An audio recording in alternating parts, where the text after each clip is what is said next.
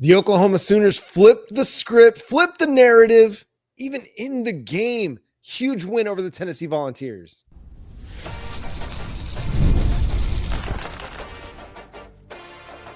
You are Locked On Sooners, your daily podcast on the Oklahoma Sooners. Part of the Locked On Podcast Network, your team every day.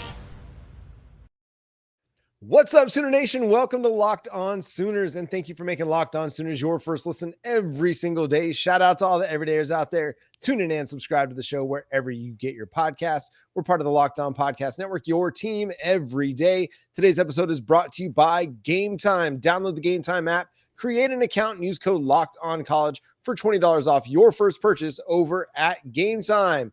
He's back, our guy Jay Smith, fresh off his trip to Knoxville, Tennessee for Oklahoma's big win over the Volunteers.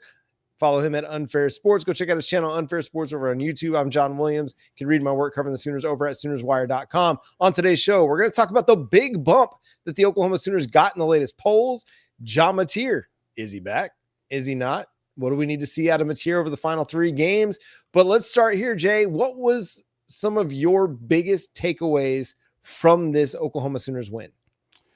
I mean, the cliche statements have been said over and over by a lot of us, but I'm going to continue to remind y'all of this. This was a very gutsy, this was a very grindy, this was a very grimy type of win. The best part about this win is, to me, it's fully a culture and a morale type win. Something proving everybody wrong, showing that you can go out, win a game against a team that you're matching good versus good. You know, it's the one of the best offenses in the conference and in the country versus one of the best defenses in the conference in the country. And if you noticed, everything was a lot harder for them than it seemed. You may think that, they just easily walked through and was getting yards all they wanted to. Nah, a lot of that stuff was by design. There were certain things they were like, you can have this. Our goal is to make you at some point make a mistake that we expect from you. And that's how in that first half, you get 3 turnovers, which leads you to holding them to 10 points. John, when you saw that first drive and they scored, everybody's first thought was, they about to just keep doing this over and over and over. Yeah. Then you get to halftime, you're like, wait a minute. It really is 16-10, right? Mm-hmm. That to me is SEC ball. But there's one other thing though, John, and he's been getting the praise he deserves. We have been gassing him up like crazy. He shouldn't buy another drink, another meal, another steak, another anything in the city of Norman. Titanium leg Sandell, man. No one should ever question anything that dude does going forward, period. And I say that specifically because when we got him in the portal, that was one of our focal points in the conversation, John, was you're getting a dude like him, someone who made like 16 or 17 field goals under 40 yards. He's going to be critical infrastructure for you in these SEC games. Mm-hmm. You're going to run into those moments where the game's going to get tight. Who's going to be able to clinch and keep it going? Or who's going to be, puckered up, a little nervous and not be able to make it happen? That's critical. Mm-hmm. We got that dude. 350-yarders. John, to me, that is the biggest takeaway of it all, outside of the defense being a little bit better than y'all, we're willing to judge him at. You got yourself a clutch kicker. Yeah, Tate Sandell was phenomenal. He was so clutch. And the difference in this one was your kicker made all your kicks. Their kicker didn't. He makes the one he misses, and it's a 3-point game potentially. The game is very different, and it's coached very differently. But you mentioned it, man, the defense and the way that they turned it around on that second drive, because I was with you, man. We watched that first drive. They go right down the field. They score a touchdown. That second drive, they're marching right down the field again, and looks like it's about to be 14-0. And then Owen Heinecke and R. Mason Thomas decide, no, sir, not today. Not me. Mm-mm. And I mean, Owen Heinecke just absolutely blasts Joey Aguilar. And that's a game-changing hit, because Joey Aguilar did not look the same. I mean, he was making some really good throws, made some really nice plays, but he was definitely more uncomfortable throughout the game after that hit. And then R. Mason Thomas, my goodness, if you want to see a grown man do grown man things on a football field, that's one of those moments where he picks the ball up one-handed while being latched onto and then fights off a dude for 20 yards and then runs for another 51 yards and then does it with a pulled hamstring. Like, that was amazing. But it was a resilient win because you were on the road. You were an underdog in this game. I don't think most people expected you to win. I think a lot of people thought you could win, but weren't sure what kind of Oklahoma team you were going to get. Yep. And they battled, man. Even after Tennessee took a lead in the third quarter, you thought, oh, dang, is this going to be the one that kind of breaks open the floodgates? And the Oklahoma defense didn't allow it to happen. The Oklahoma offense was able to respond at different times in this game to do just enough to get Oklahoma moving ahead and moving forward. And so you're right, man. A gutsy culture building win for Brent Venables, for his staff, for this team. Huge. 7-2 now. You've got everything out in front of you. The college football playoff is still on the table. John, is wild. This team is 7-2. 7-2. You'd think that we were like 2-7 right now. The way that a lot of people act. They're 7-2. They have their destiny right in front of them. There's no guarantees. Nothing. But you go and you beat Alabama again. You beat Alabama as a top 10 team last year, and you were awful. You do that again on the road, which is be tough, but you showed your ability to play in a very tough environment. You do that again. I mean, Alabama's passing game is similar to Tennessee's. They're up there. They don't have much of a run game right now, and their rush defense is not good at all. So you've got a lot of aspects that kind of line up to be in your favor, but you go in there and you win in Tuscaloosa, you're 8-2. You've got back-to-back home games against teams who kind of struggling, if you really think about it. Missouri lost 2 quarterbacks. They're now a true freshman. And we know how Brent Venables does against true freshman quarterbacks. Their defense is solid. They don't do very good against true freshman quarterbacks. Then you got LSU. We don't know what they're going to look like. Actually, we'll find out who they are this weekend coming up when they play Alabama. So we'll be talking about that probably. Heck, we should probably give analysis on that one because that game is going to be a very big determinant of what's going to happen going forward for Oklahoma. So, but you got to figure out a way to go win that game. And that's a possibility after you saw what you saw this weekend. Like, listening to your post-game live on it, John, you were spot on. They showed the resilience to be able to do it again. They did it in South Carolina when everybody told us we weren't going to be able to. We went out there and put it to them. Went to Tennessee. You're up 9 points most of the fourth quarter. Yeah. Which is even wilder to think. And now you have an opportunity to do that against Alabama, who put Belter behind to Tennessee. You know, they kind of put them out the way in the first half. And it was like, okay, similar game plan set up. Joey Aguilar is going to get his money, but you just don't let them score. We held them under 30 points, John. Yeah, that was huge. That, to me, that jumped. Yep. That's why I give props to the defense. And, I mean, technically, it could have been 20 if you really wanted it to. But you were like, we're going to let them burn clock so we can go ahead and burn clock too. If we had did it right, there's a few changes I would have made. We'll talk about that on the John Mateer side of it. But we could have probably kept them at 20 points if we truly wanted to. But the beauty of it is that we knew we had this game. And it was really in the third quarter, you start thinking, oh yeah, I think Oklahoma. Once we took the lead, it was done. Yep. And it was over. Yeah, when you were up 16-10 and then you got a 3-and-out, you forced them to punt a couple times in that third quarter. The defense, the trajectory was going up. And again, if it weren't for, a couple missed tackles, the touchdown that they scored in the second half, I think it was the third quarter that made it 17-16. Yep. True freshmen are going to make true freshman mistakes. But he was really good for the most part throughout that game. It's just a good Tennessee offense. You can't give them anything. And you were able to hold them under 30. I went on the ref in pregame and I said, if this was a game that got into the 30s, I didn't love it for Oklahoma. Well, Oklahoma, the defense didn't allow it to get into the 30s. Nope. And that's a huge win, man. This was a team that was averaging 38 points per game in SEC play. They're the number 2 scoring offense in the nation. And you were able to hold them under 30. You hold teams under 30, you're going to have a great chance to win every single week. We proved that. And the best part on that too is we held them to 63 rushing yards That is the lowest in Awesome. like 6 years or something like that. Yeah. Like they run the ball. Tennessee's always been really good at running the ball. Mm-hmm. We told them, nah, you can't run the ball on us. It made them one-dimensional, and that's what you want. Like, even though Joey Aguilar was throwing it all over the yard, he wasn't able to get them all the way into the end zone consistently enough. And it made him make some really poor throws at times, and you were able to take advantage of it. So that's what the Brent Venables kind of modicum is make a team one-dimensional and then make them make mistakes. And you got enough mistakes out of Joey Aguilar to go win a football game on the road in the SEC. Huge win. Let's talk John Mateer. Is he back? Coming up here on Locked On Sooners.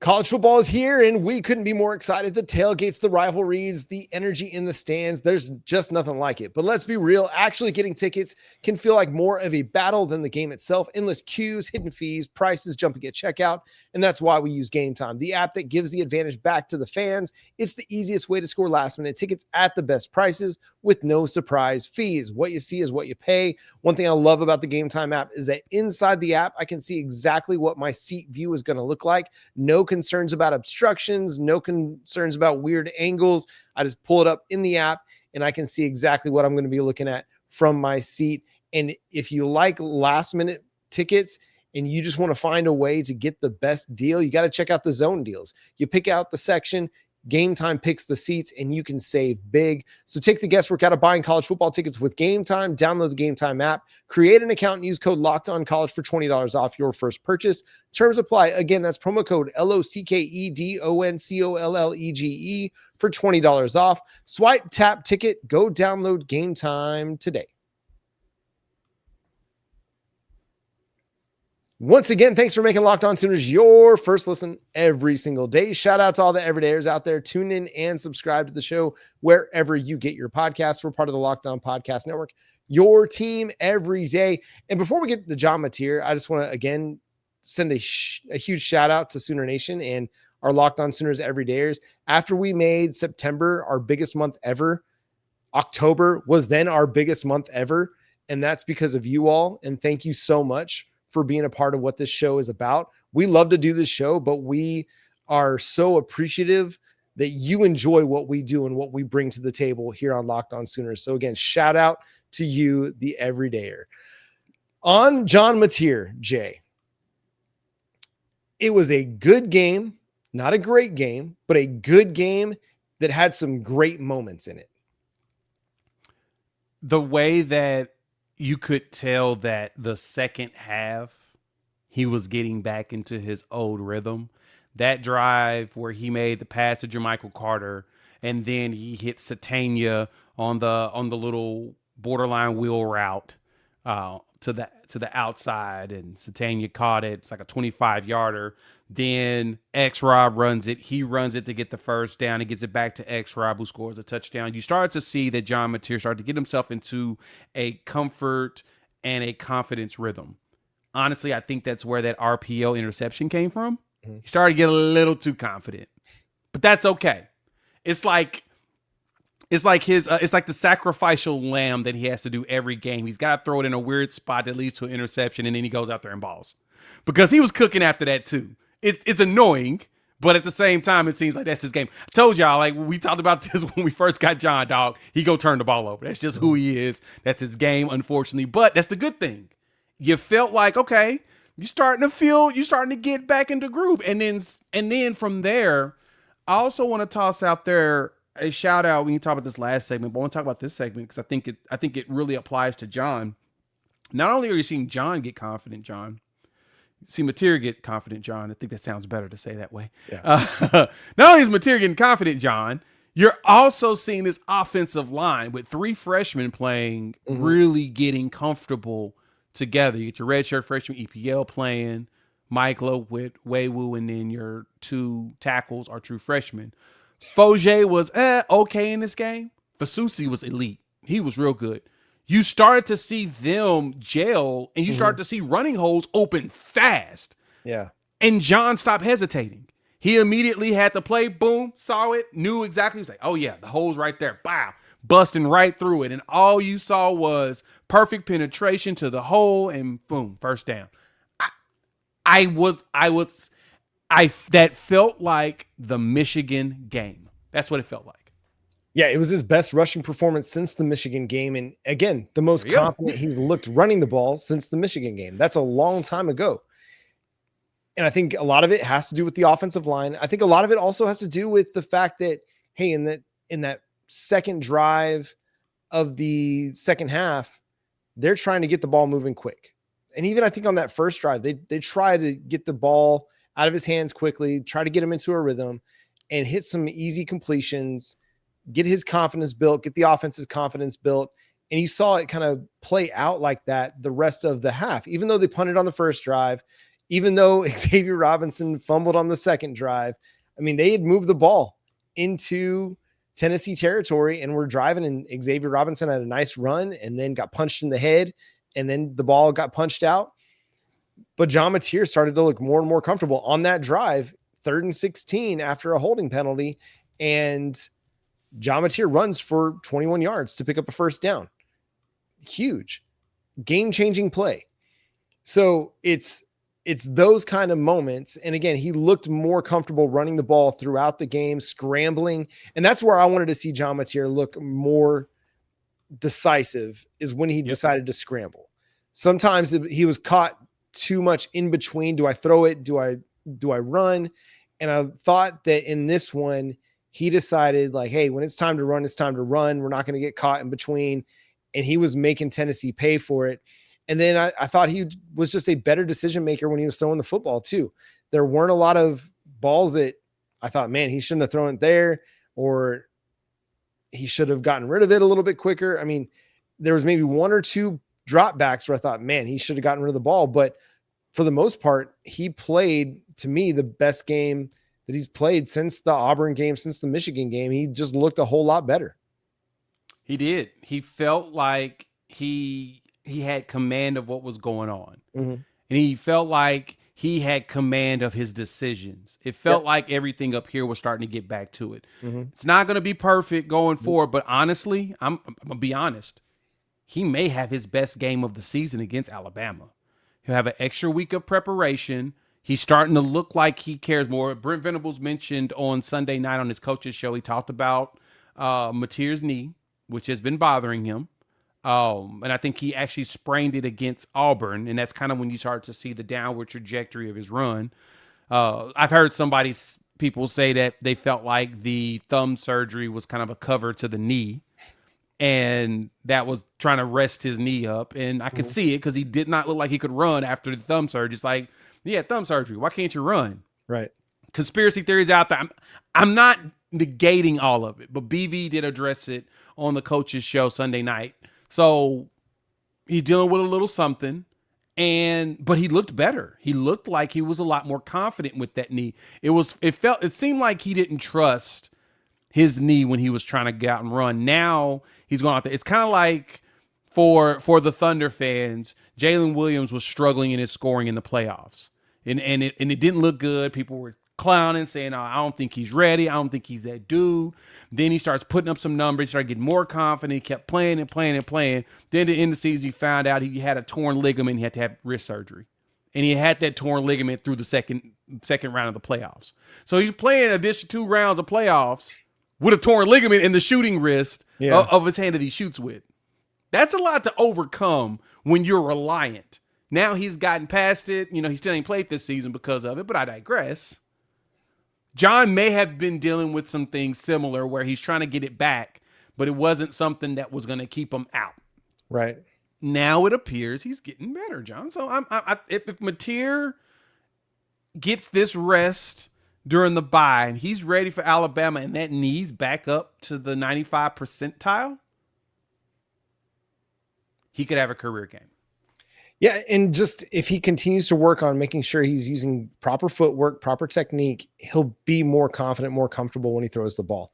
The times that the thing was getting away from him a little bit is when he was trying to do some of that jump pass stuff that he wants to be able to do, but just set your feet, my guy. Set your feet, be consistent with your footwork, and it's going to work out for you more often than not. I liked what Ben Arbuckle was doing in a lot of circumstances where they were rolling him outside the pocket, giving him some throws on the move, and he was connecting on some of those. Again, some of your wide receivers like Deion Burks kind of let him down on one point. He had a wide open opportunity and just dropped the ball. The interception, the interception, yes, John Mateer maybe should not have thrown the ball because of the situation, but your offensive coordinator should not have called the play in that situation. Your wide receiver needs to catch the ball, but don't give the quarterback an option. We saw Hugh Freeze do the same thing with Peyton Thorne at Auburn in 2024. Kip Lewis, Kip 6, that won that game for Oklahoma. Very fair. Don't put your quarterback in a position where he has a choice. Just run the ball. But all in all, I thought it was a solid game from John Mateer. He did what the game required. He managed the game well, especially in the second half. And then in crunch time, made some good throws. There was like a 3rd and 5 where Satania was going to be the target the entire time. He never came off of him. Satania worked his route perfectly, got open. Mateer hit him in stride, first down, extended that drive. That's what you need out of John Mateer. You've got the defense that can win you football games. You don't need the guy to be heroic. You need him to be good, though. I need you to be good, not great. Yeah. This defense can handle a really good quarterback game. If you give me a great game, then we just blew somebody out. Yep. We just dominated them, which is fine. But we don't need you to have that. If you can provide it. If you can't, cool, but be good. You don't have to be great. Well, and this is what we saw out of Ohio State last year, right? Will Howard was good throughout the regular season. He wasn't great, though. But you got him into the playoff, and he turned his game up a notch.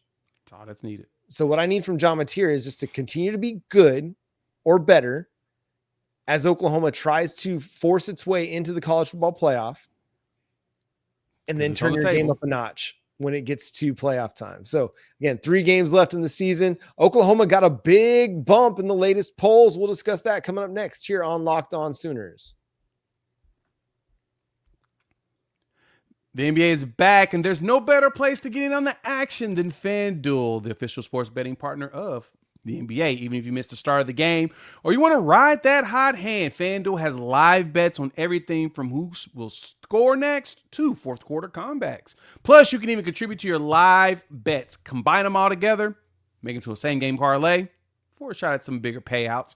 So you can keep every single game exciting, even when your team is making a late push. I do that for my Thunder quite often. Love keeping up with them to see what those spreads look like. And they got a big win Sunday, and the next one, spread could be solid. So right now, FanDuel is giving new customers $300 in bonus bets if your first $5 bet wins. So head to FanDuel.com to sign up and play your game with FanDuel, the official sports bet partner of the NBA. Once again, thanks for making Locked On Sooners your first listen every single day. Shout out to all the everydayers out there. Tune in and subscribe to the show wherever you get your podcasts. We're part of the Locked On Podcast Network, your team every day. Jay, the Oklahoma Sooners received a big bump after their 33-27 win over the Tennessee Volunteers in Knoxville, Tennessee. Where do you want to start? You want to start with the coaches, the AP poll? Let's look at the AP poll first. I think it's the one that matters the most, to be honest, right? Because this is the one that's probably going to get the most judgment when the college football playoff rankings drop this week, because that comes out on Tuesday night. Oklahoma moved up to number 11 in the poll, which is awesome to get that kind of respect. That is a huge jump. But I think what it says is everybody nationwide respects Tennessee and respects that win that Oklahoma pulled off in Knoxville. Right. And they still got Tennessee ranked in the top 25, in which I think Tennessee should finish this season. They have a very good shot at going 9-3. When I look at the schedule that they have in front of them, let's see, you're dealing with what? You got Vanderbilt at the end of the season, which I think that's going to be the game that could be a good determining factor of how far they end up going, because they host them in Neyland. They travel to the Swamp. So, and then they got a cupcake in New Mexico State. So they got the opening next week like us. They got a cupcake, which is a guaranteed win. That will move them up into the 7-3. Florida, I think they can win down there at the Swamp with the way this team can play. And then they wrap the season up to go for their 9th win against Vandy, which looks even better for us. Yeah, it's a win that will continue to look like a good win as the season goes along. And then you look at your other games, and Alabama's a top 5 team. They're number 4 in the nation. That's what you got coming out of the bye. So a big opportunity. Oklahoma's going to go into that as an underdog, which they should be. But the expectations are Alabama's going to win that one. When everybody looks at it from across the country, probably even locally, a lot of people are going to expect Alabama to win that one, but there's going to be an avenue for Oklahoma. This is one of those opportunities similar to those early 2000 teams where it's, hey, Oklahoma's the underdog. This is where we want to be. You're fighting upward. You're fighting uphill battles. Go shock the world, shock the nation. And then Missouri, that's another team that should stay in the top 25 up until you play them. I'm kind of concerned that they won't. And it's nothing against them. But looking at them, they're 19 right now, John, in the AP poll. Coaches poll has them at 17. So they're in some good spots, right? So you would think, all right, that's not too bad, not too shabby. They had a bye week this week. Next week, they host Texas A&M, top 5 team in the country. They may lose that game because we'll lose that game. They have Texas A&M is playing ridiculously great football, and they've got a backup. They've got their third quarterback now. Now, granted, if Missouri pulls the shocker of the season with this true freshman, if Matt Zoller tells us that he's that dude, then never mind. That's going to propel them. And then they have Mississippi State coming into town, which I think that game's going to be a lot tougher than anticipated because it's the perfect trap game before they come to Norman. Their focal point's probably going to be coming to Norman because if they can pull an upset in Norman, that really helps them in the conversation around the playoffs. But they got to beat A&M first. Then they travel to Arkansas right after Oklahoma. And so for the Sooners, a healthy Oklahoma team going up after Alabama, playing Missouri at home and then LSU at home, should be at least 2 out of 3 games won. 9 wins feels like where you could be at. Granted, you could go and end up winning 10 games if you can pull the upset of the century in Tuscaloosa. Yeah, and I think it's on the table. I said it in the live show. Somebody had commented that if Oklahoma plays the way they played against Tennessee, that they'll have a chance to beat Alabama. And I 100% agree. This is a team that when they're right and things are working right offensively, John Mateer is playing the way that he played. Again, good enough. Doesn't have to be great, but he's playing good enough. He's moving the ball. He's getting you into scoring opportunities. And Tate Sandell is kicking the way that he's kicking. You're going to have a lot of chances to win football games, and you're going to have a chance to win that game against Alabama. Ty Simpson is dealing. He's playing great ball. They've got a great wide receiver trio. They've got a really good team. They're going to be tough to stop. It's, again, another great matchup between a great play caller in Kalen DeBoer and Ryan Grubb and a great play caller in Brent Venables. A great offense versus a great defense. All that Oklahoma has to do is keep this thing in the 20s defensively, and you're going to have a chance to win the football game. That's all you got to do. If you can pull that one off, you're going to be well within the top 10, go finish the season strong, and you're going to be a playoff team. Like, it's on the table. And I think 100%. if you're being honest with yourself as an Oklahoma fan, you wanted to be in November with a shot at making the college football playoff.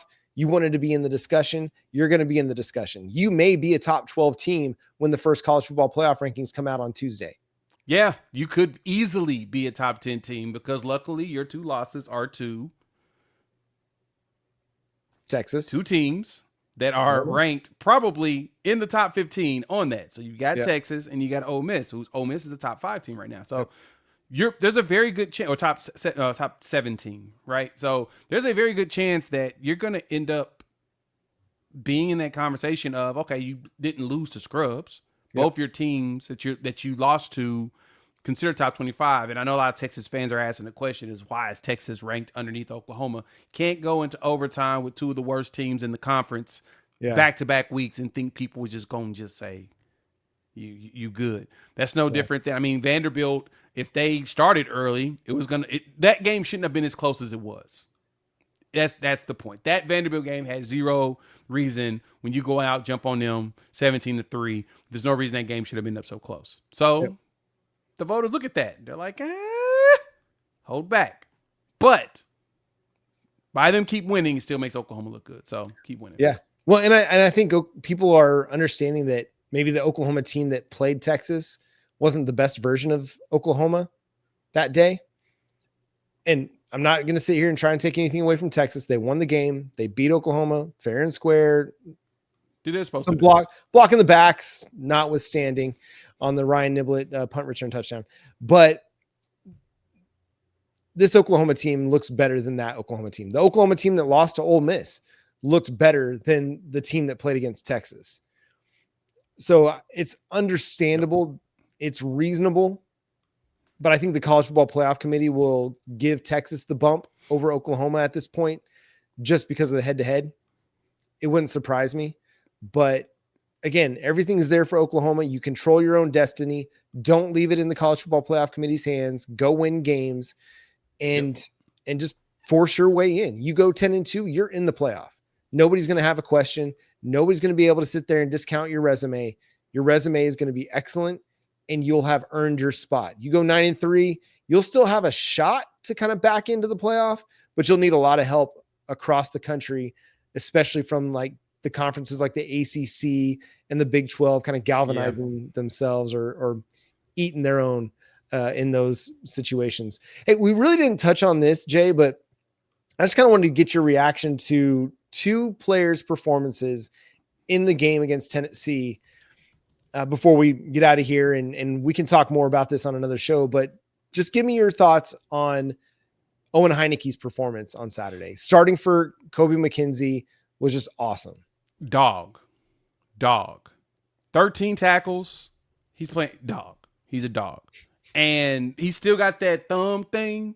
Like, I mean, I know if y'all have heard the lore behind the story of it, but for the uninitiated, I can't think of which game it was, but he broke a bone and supposedly the bone was sticking out his thumb and his blood all over the place. They wrapped him up real good, got him going. He's like, all right, we're back in the game. It's kind of like the Ronnie Lott cut the tip of his finger off. That's a lacrosse player for you. Right? Exactly. That's the toughness of it. You used to bodying up with people. So no, you got him coming in there as a walk-on, just being that tough and scrappy and just carrying that much. Mm-hmm. He's shown massive improvements. Like, you've had your moments where he's like, he's kind of struggling, but for the most part, he walked in there and was like, nah, I'm a grow and get better. And he's proven himself 100% in all capacities here.